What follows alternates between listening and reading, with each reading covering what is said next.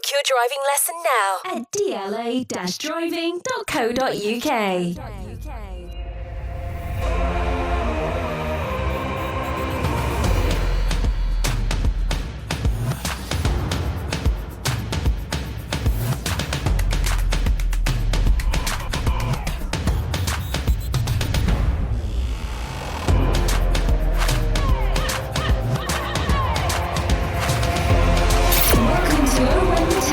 Sponsored by DLA Driving School. Hello and welcome to Owen the Town. I'm Lou Gregory and here's what's coming up today. Luton fight back twice to take a point at home to Millwall in a game that finished 2-2. It keeps us in the playoff hunt, but are we at that stage of the season now where these points are too valuable to be dropping? Or is it a point gain? We'll be talking about that in a bit today.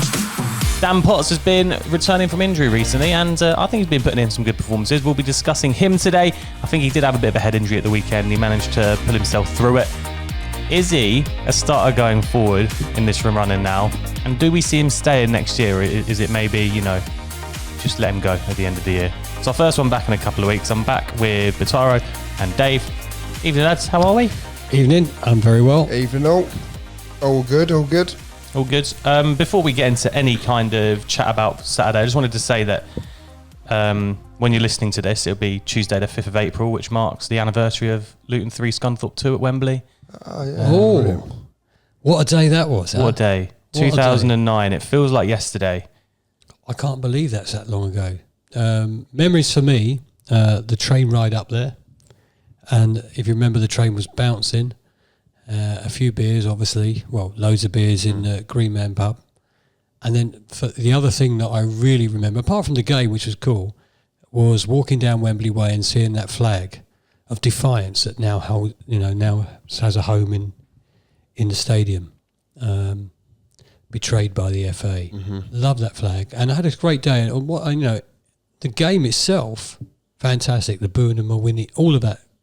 What a day! What a day! It's a good day. 40,000 Luton fans there. Let us know your memories of that day. Leave a comment on Twitter at Owen the Town. And producer Jacob, I'm going to give him the task of, if you've not listened to our Christmas podcast from 2 years ago with Tom Craddock, and he speaks about that slap, producer Jacob, go clip that bit because it's so good. You need to hear everything what Tom says about the slap. It was really good. Was that 2 years ago as well? 2 years ago. Bloody yeah. hell. Crazy. But definitely go listen to that. Anyway, crazy. Enough of that.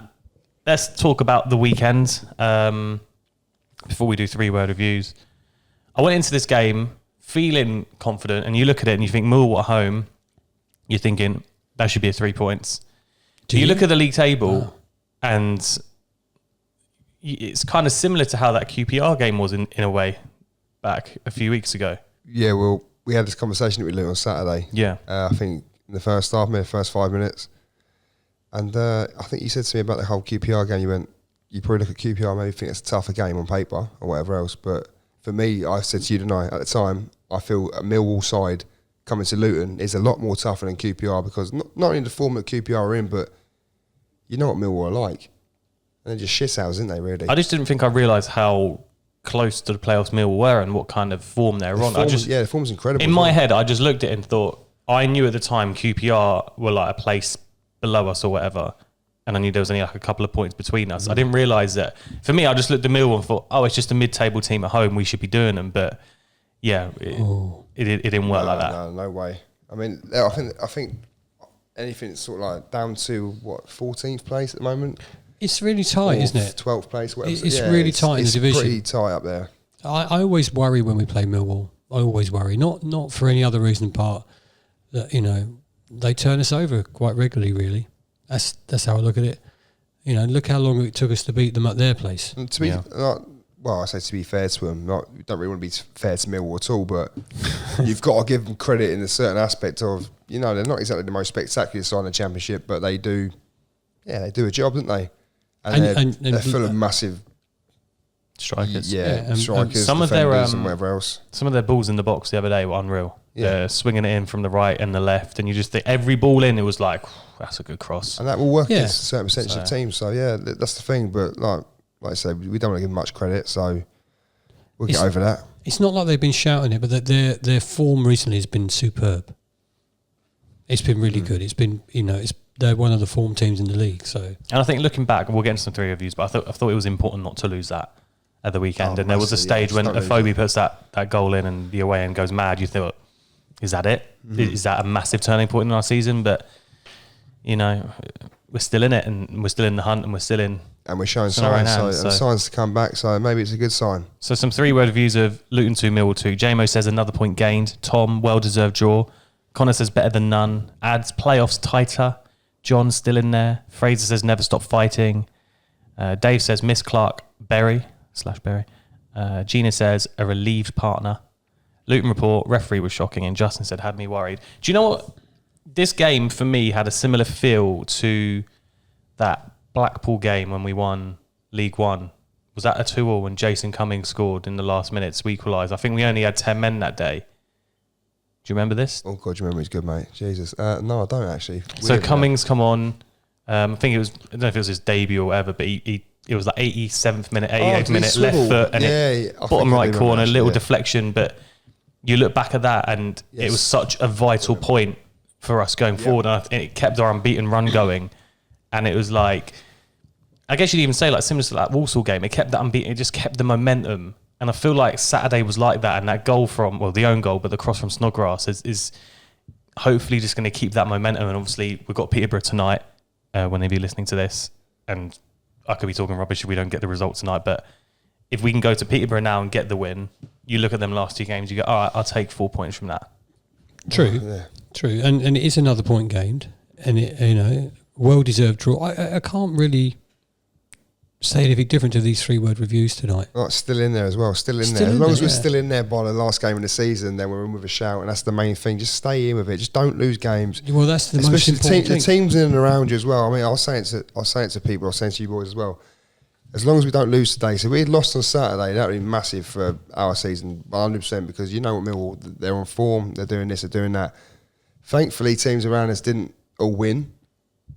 And, you know, it kind of stayed the same, but it's the teams that sort of like, you know, who were 4-5 points after, and they'll sort of gaining a bit of ground again. But I'm sure we'll come away from them again and we'll get up there. The most important thing is in our own hands still. Yeah. You know, it's not like, you know, we've capitulated them and we're waiting on other teams. It's in our own hands. We know what we've got to do. Come on, that last push, that last few games. Come on, lads, push on. Forest get the are looking points. good, aren't they? Well, Forest are looking amazing, but you know what? So are we before the international break. You know, on our day, and look, like I said, on our day we could beat anyone in this league. I've always said it all season. If you don't believe me, go back to the podcast beginning of the season, you'll hear it. But we will beat anyone on our day if we start picking up and playing how we did. I thought we played a right second half on Saturday, to be fair, as well. So I think for me personally, just keep going. I agree with you, but I think for me personally, long may we continue to be the underdogs. No one expects us to be where we are. Everybody's been saying all season, you know, teams like Luton, whatever else, but we're there, and people still don't think we're good enough. Some fans. So you know, let's keep us the underdogs, and let's put a little surprise in at the end. It's a surprise package. Yeah. Well, let's talk about the game. 4 changes from the whole win. Pelly come back in, Lansbury, Naismith and Lockyer. So a couple of centre-halves coming in finally from our back 5 of left-backs, whatever it was. Berry, Clark, Kyoso and Onidinma out.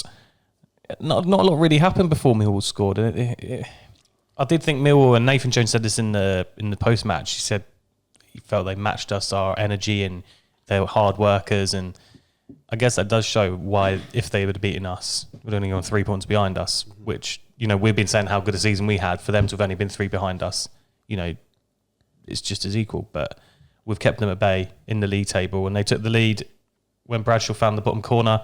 It was a great goal. I think as soon as he hit it, I just thought that's in. It was just right behind that, and it just got in. And I haven't watched it. To be fair, I haven't watched it back, but I know from where we obviously sitting on the day or standing on the day, it was a clean strike. Was it like a half volley kind of thing? Yeah. Straight in the bottom corner. Originally, I thought he just sort of like toe poked it almost. I mean, he put his foot through it. He took an opportunity. He was there first to the ball, and as soon as he struck it, you knew it was going in. But you know, up until that point, I thought that Millwall was stronger than us at that point.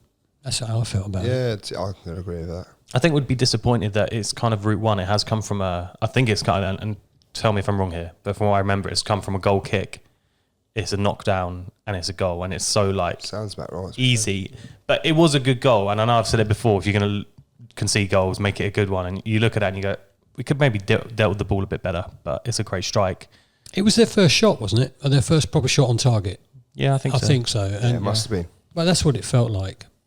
It was a good strike. The goalkeeper didn't have a chance of scoring it, of saving it. Sorry, and quite a disappointing start for us. That's how I felt. 25 minutes, is that all it was? It seemed like it was quicker than that.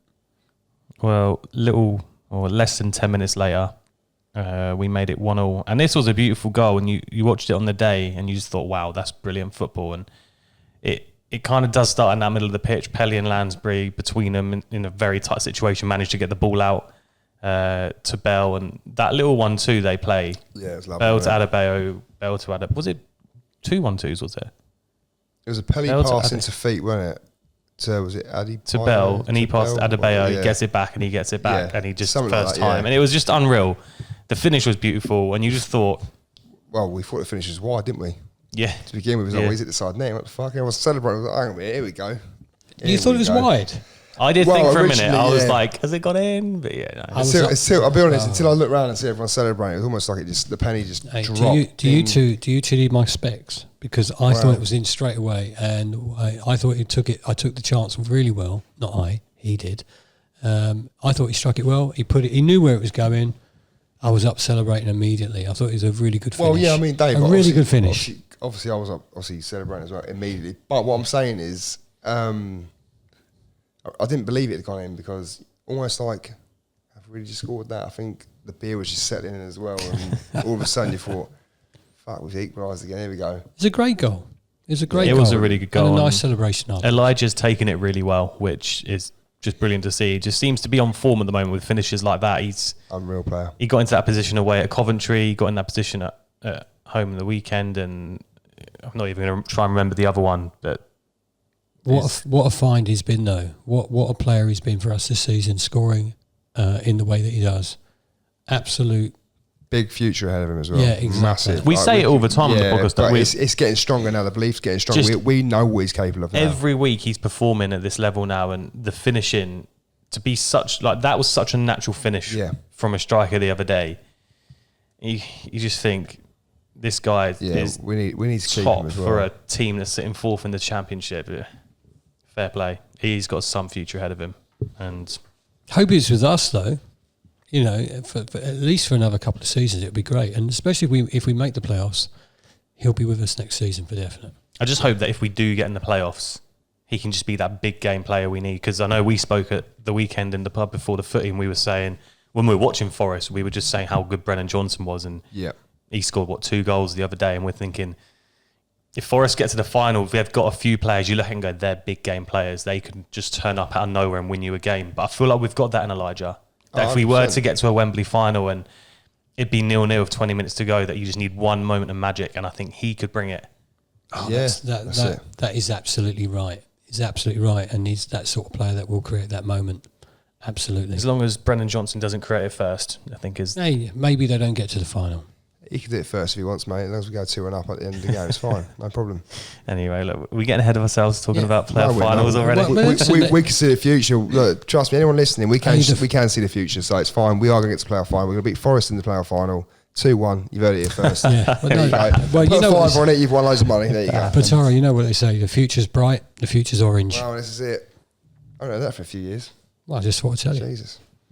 We could have made it 2-1 in the second half when Cornick reacted quicker to get through and maybe should have scored. It was a bit of a snapshot when you look at it back. No, I think he should have scored. Yeah, I think it was a glorious opportunity. What was this? Well, if you've not watched it back, mate, if you'd have watched it back, because you were still running around the stadium that time. But yeah, it was 1-on-1 almost, wasn't it? It was 1-on-1. He should have scored. That's how I feel about it. Maybe did snap it, but I would have expected him to put it away. And then the game is different. Should have scored. Well, I think so. Hang on, first half or second half? Just at the start of the second half. Start of the second half. Yeah, I did miss it. Yeah, I wasn't there. Okay. Yeah. Why do you think that's a bit harsh, though? He's 1-on-1. He places it either side of the keeper, it goes in. Because he's so central, the keeper's also rushing out at him. He has to take it quick. Or knock it round him. You know, I think it was a really good opportunity. I'm disappointed he didn't do better with it. And I never knew it happened, so yeah. Excellent. Imagine that. Sitting here talking about football and I have no idea what the fuck's going on. You have no idea what's going on. Didn't even know it was a 1-on-1, but brilliant. Yeah, I'm off. Realistically, not a lot really happened. I think we did try and push for that second goal, but I can't remember. I think Naismith had his deflected shot, which went just wide. And apart from that, nothing really happened. And they got us on the break, didn't they? When the ball's played down the left-hand side, it's pulled back to Benakofobe, and he has the easiest of finishes. I think you look at it as a counter-attacking goal. It's a lovely goal from Millwall's point of view again. But we gave the ball away.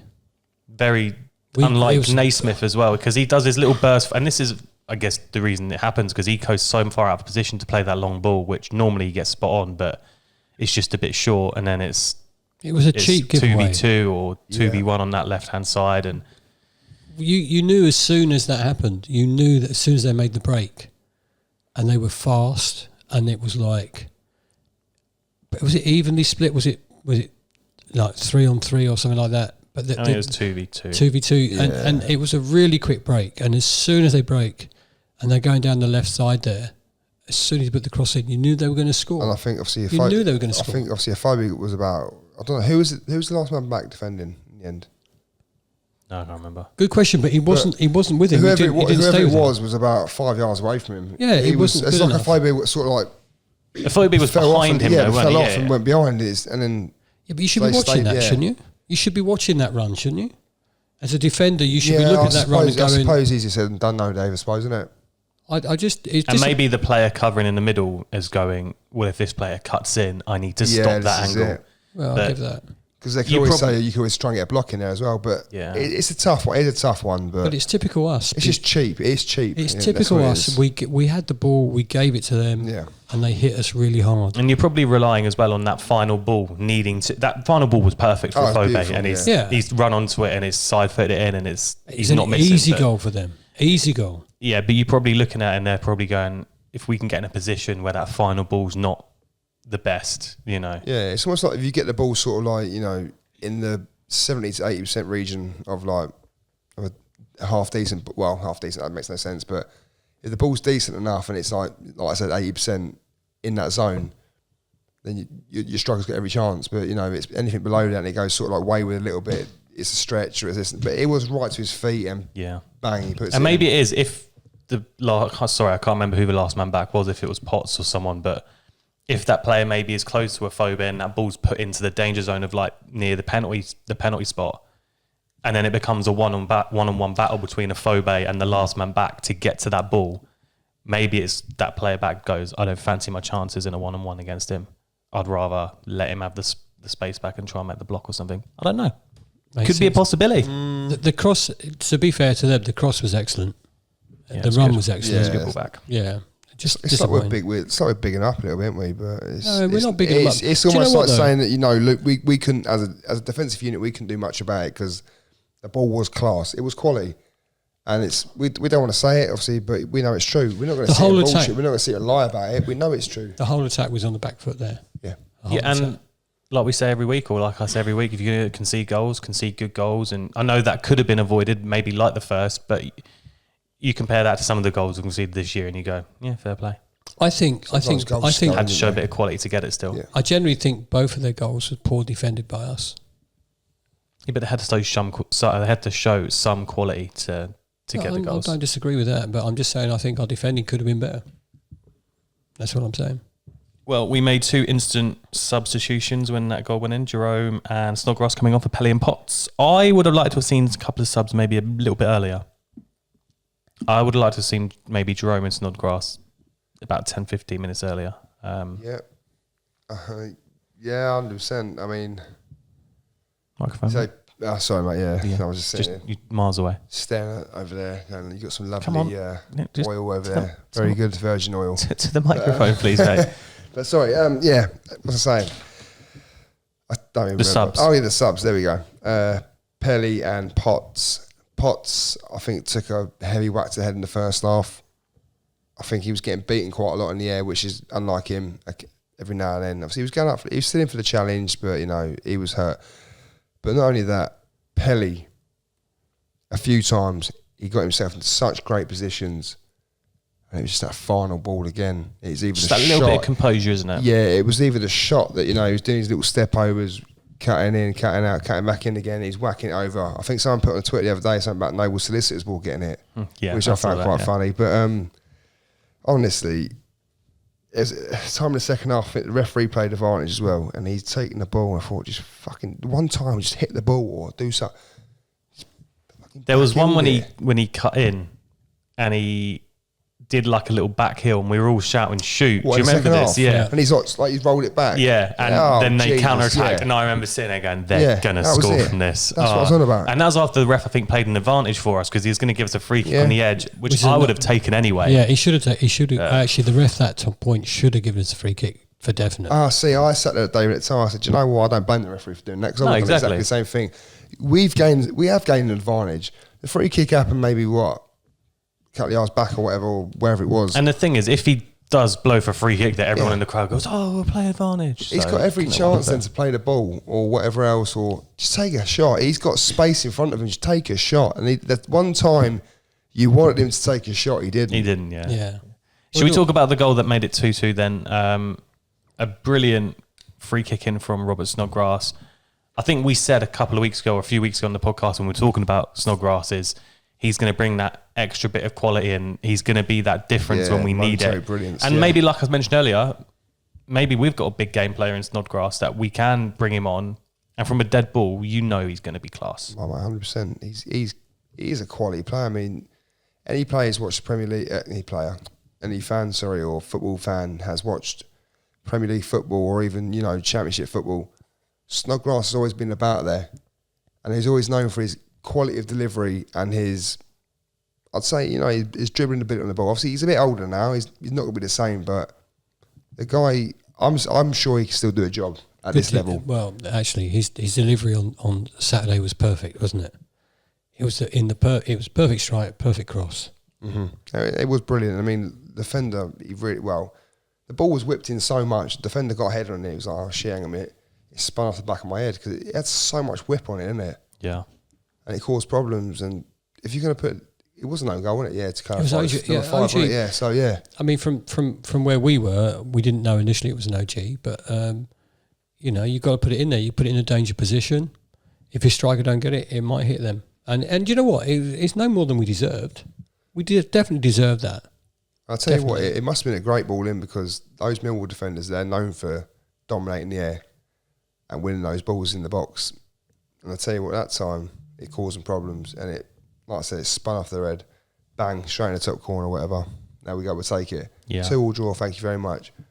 And like I said back earlier, a well-deserved draw. And it was a well-deserved draw. If not, we could have probably gone and won it because I didn't think much of Millwall's second half, personally. Do you know what, though? When we scored and everyone was celebrating, the first person I think was running back, trying to get them to motivate for the third one was Snodgrass. Yeah. He was running back to the line and thinking, come on, we can get one. And I thought at that point we might sneak another one because we were on top at that point. I was thinking if there was a bit more added on, if there was maybe like 6 or a 7, we could have maybe gone on. But in the end, I think Millwall had another counter-attack in that final seconds and the ball was played over to the far post and the players kind of tapped it as Shea, but that could have been horrendous. Yeah, of course, yeah. Could have been horrendous. So 2-2, I think you look at the stats, producer Jacob says here, we had 9 shots, 2 on target. Didn't really have that many more opportunities to try and take the win, but apparently Elijah Adebayo scored his 20th championship goal in a Luton shirt of the weekend, and LTFC Dan says here, we still haven't lost a single game that he's scored in. Right, great. I hope he scores against Peterborough then. Yeah, that's how I look at that one. I think really you got to be happy with the point given the time that Millwall scored their second goal. So you got to be happy with the point. But you know what? A little bit longer, a little bit more composure. Maybe we'd have got all 3. But points better than nothing. I'm just so glad we didn't lose it. To be fair, Millwall are a good side. They're playing a good side. So good luck to them. Before we talk about Dan Potts, who's our player focus today, are we at the stage of the season now? 7 games left? We can't. There's no room for error anymore, is there? And we were talking about the Peterborough game, and I thought we'd just touch for 5 minutes on Peterborough.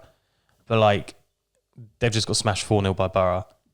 I think they're 1 win in 4 months, maybe. They're very, very poor I think they're form. like minus 50 goal difference near enough, aren't they? Or if not, now by. But, you know, You're it's... just making that up. Minus 50. No, I'm not... Hang on a minute. Will you have a look? No, yeah, go on. This comes to the question, is Peterborough a must win? Do we have to win against Peterborough? I think we should win. We need to win. Must win. Must win. No one will ever know if it's a must win or not until the end of the season. It's such a thing, a cliche thing to say, but... Well, it's not a cliche because at the end of last season, it was a must win for us at the last game. So that's a must win. People game. always say you must beat the bottom teams in order to Well, you know, we secure all your know. top rate. Listen, but it's, the people would have said that about us when we were bottom of the table. You know, when we were at bottom of the table and struggling, people say, "Oh, we must win against Luton." But you know, we all know that if you're fighting for your life, you play harder. And they're going to want to put us, you know. Yeah, but there's a reason they're bottom because, like Batari says, they're on a minus 48. 48. Yeah, I'll give you there that. you go. Oh, well done. I didn't know that much.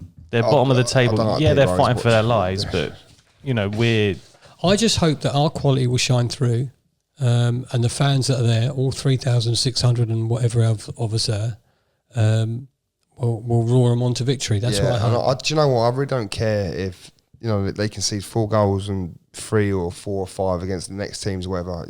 We beat them 1-0 when it comes off Adebayo's backside. We'll take it. Yeah, I'll take a scrappy 1-0. I don't care if it's an own goal. I don't care if the ball goes up for a clearance and the wind takes it and puts it in the top corner. I don't care. Just get us the 3 points.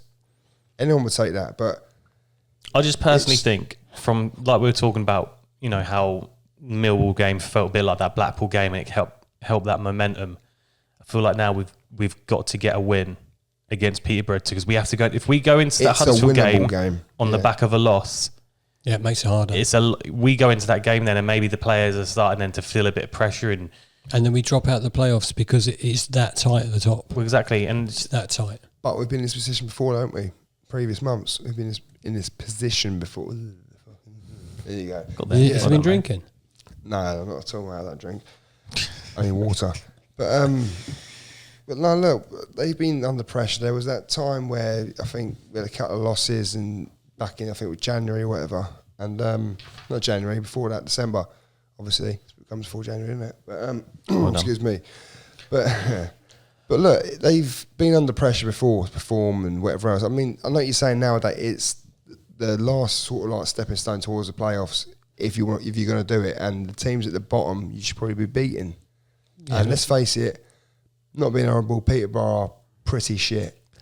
But they're not going to want to have a bad performance as they had against Borough at the weekend. They're not. So they're going to be setting up to. And they do, lose. yeah, and they do get a random result every now and then. We know. I think if we get a good early goal, we'll be all right. We'll be all right. Roar them on to the victory. That's what I say. Well, one person who will maybe be in the starting lineup, depending on if his head's all right after the weekend, is Dan Potts.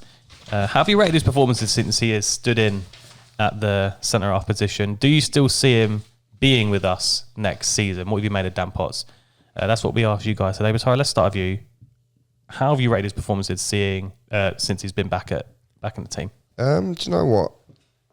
I think he's done very, very well considering he hasn't played a lot of football. I've always said to you boys and everyone else that he's always better as a centre half in a 3.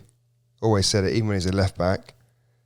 But I mean, whether you say is he going to be the next season or I mean, we have this conversation every single season. I think we've said it for the last 2 seasons in pre-season. Is he going to be here? We don't know. I'm not going to say no because actually, you know what? I'm going to say no. He's not going to be here next season because if I say no, he's definitely going to be here next season. There you go. We'll know for a fact he will be.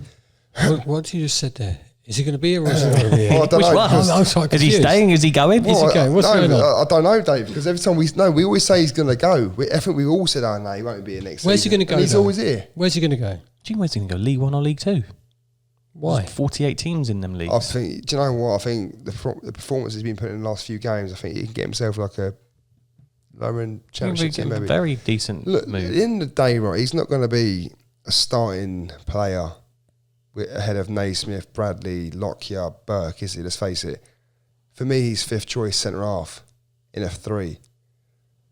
And also in recent weeks, it seems that if we have a problem at fullback, we're happy to use Onyedinma either side or Kyoso at either side or Brie at either side. Well, this is it. Exactly that. And for Dan Potts, right, we respect Dan Potts. We've had him for a long time now. I think what we had now, 5 or 6 seasons.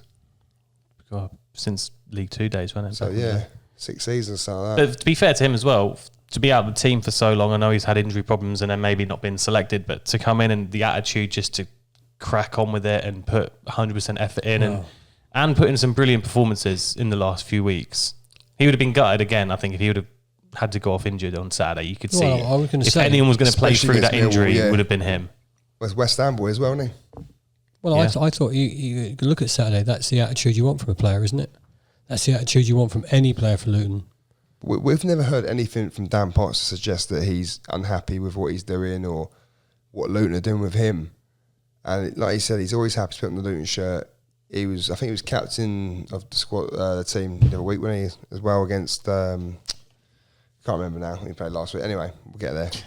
But yeah, look, for Dan Potts, I think it's brilliant, the fact he's come in and he's done a job. Whether we'll see him next season, we don't know.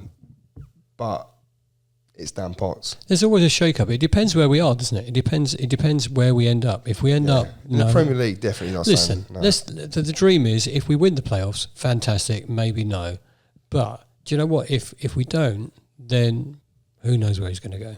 I feel it's quite exciting thinking about the next transfer window because I do think, like Nathan Jones says and Gary Sweet said, the last transfer window was a big important one for us to kind of like shift on some of the players that have been with us for a while and bring in like new, fresh players. I do feel like it'll kind of be a similar process that you could see maybe like Danny Hilton and Dan Potts go and, you know, maybe some of the more players that we've seen in recent years to be then replaced by more players, maybe like a couple more experienced heads like Snodgrass and Lansbury and maybe a few young ones like Adebayo and Mendes Gomez, I think. Well, yeah. But talking of Danny Hilton, he won't go anywhere, mate. He's staying with us. He's with us for life. He'll be part of the board by 2030. But this is what you guys said about Dan Potts. How have you rated his performances since... For some reason, I can't read this, producer Jacob. Why can't I? Should we try again? How have you rated his performance? How have you rated his stood in? performances since he has stood in at the back? And do you see him being with us next season? Don't worry, Jacob got there in the end, mate. John says he's been solid enough at centre-back, way better there than left-back, but his distribution is the worst out of our defence, and we've outgrown him. As for him being with us in the summer, thanks for the service, politely move him on in the summer. Chris says he's really stepped up. We speak a lot about leaders, and I think he's developing those skills, which is good to see from a long-serving player. You need squad players that can come in and play to a good level, and that's what he's done. There you go, squad players. At a good squad level. players. Yeah. And you know what? Even the next step up is about squad players. Yeah, being decent. Like I said, he's a decent human being, clearly. He loves wearing the Luton shirt. He goes in there, he puts on the captain's armband and does a job. He's obviously trusted as well. Yeah. Managing the back 3, 5, whatever you want to call it. Which, you know, we're happy to see him do it.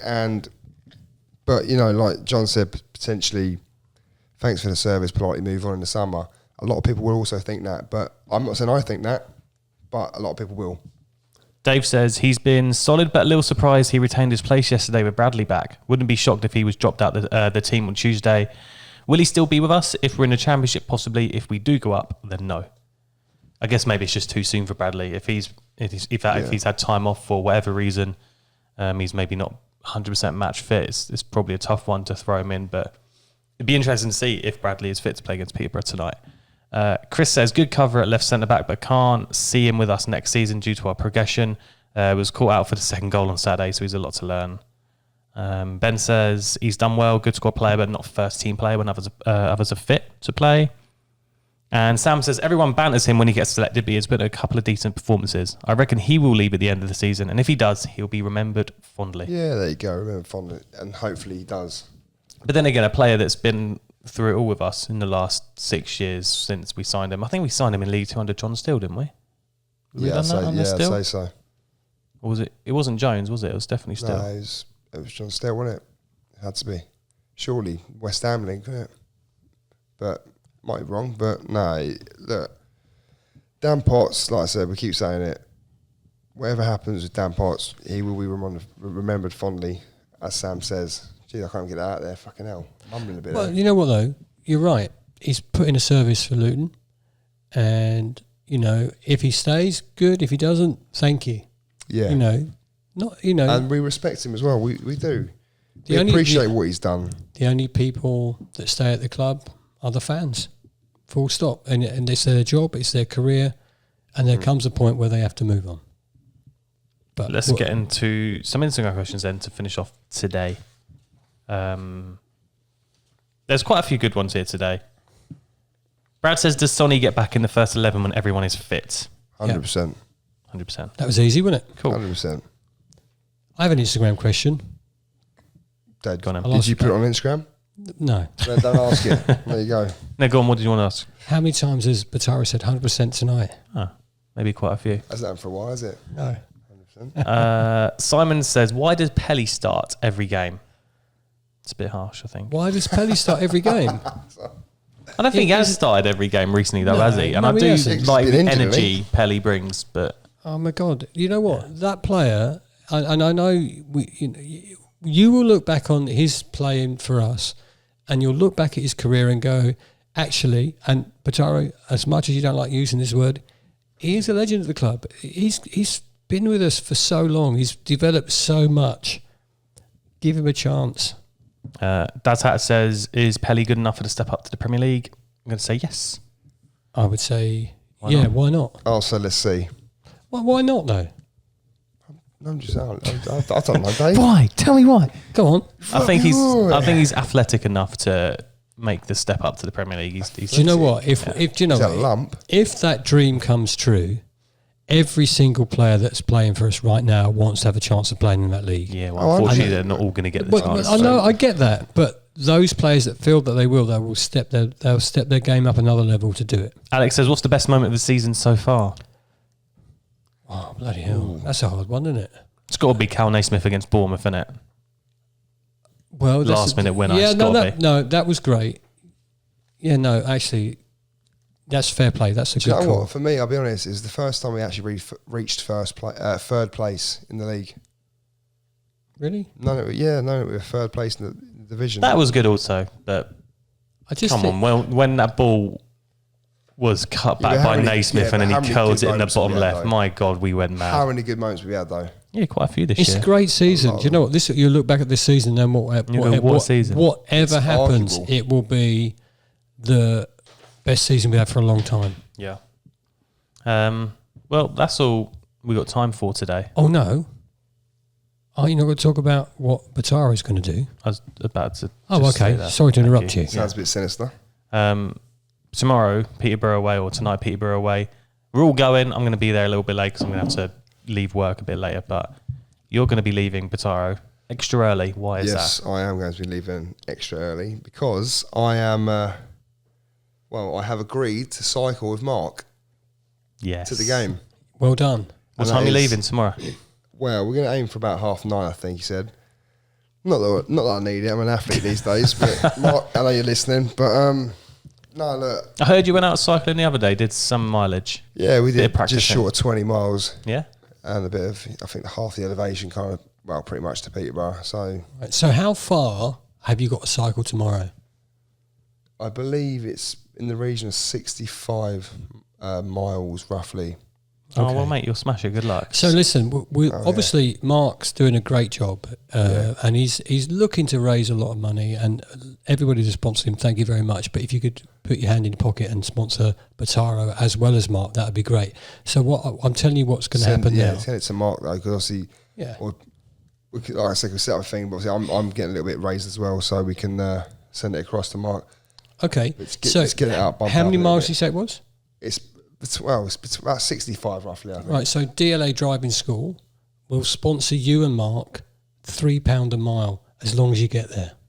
Make sure you get there, my mate. Fuck. And when did you get there? Because I'm finishing work maybe a little bit later than I needed to tomorrow. But I'll get you a beer when I arrive. I'll get there before you. So. Like soon, mate. And if you see Bataro, come and say hello and say congrats on cycling 60 odd miles to get Yeah, to the because city you with know Do you Mark. know what though? More congratulations to Mark because he's actually the one that actually got me out to do it. Yeah. Now, don't get me wrong, I've always wanted to do it, but I didn't think I'd be fit enough. I've been training for the last month, maybe not on the bike as much. I've been doing a lot of running and obviously a lot of hill sprints and whatever else, and I've managed to lose just short of a stone. So I feel like as well. if you get all the way there, I'll take you home. You're going to ache a bit more anyway. than Mark as well the next day. But if you can reach in your pockets and make a donation, that'd be cool. But DLA Driving School will pay you £3 a mile. Cool. Only if you make the whole distance. Cool. Well, thank you so much for listening today. If you haven't watched this yet, go do that on YouTube. When the Town. We did really well on our last one. And if you are currently watching this and you made it this far and you haven't subscribed to us, please do, because we're trying to get to 1,000 subscribers. That'd be very nice. Thank you so much for listening. Thank you so much for watching. Enjoy Peterborough. Come on, Luton. And we'll see you next week. And please, tyres, hold out for me, because I'm very heavy. Please. Mark, if I damage your bike, I do apologise. There you go. I'm out.